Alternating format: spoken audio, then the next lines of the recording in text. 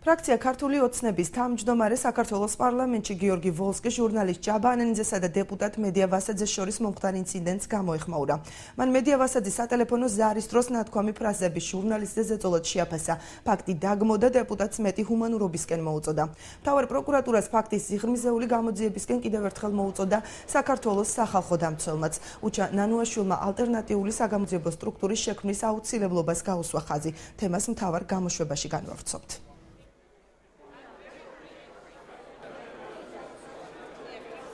ადამიანს თავისი რაღაც განწყობები გააჩნია, პოლიტიკოს ამის უფლება არ აქვს, რასაკვირველია თავისი განწყობებით იმოქმედოს, მაგრამ ნახოთ ესეთი დაჩქარება, ესეთი დაჩაგვრა პრესის და ზეწოლის განხორციელება არც ერთი მხარისთვის არ არის მისაღები. ასე რომ მეტი ადამიანურობისაკენ მოუწოდებ ყველას და თვითონ თემაც იცით მეტ ჩაღრმავებას მოითხოვს.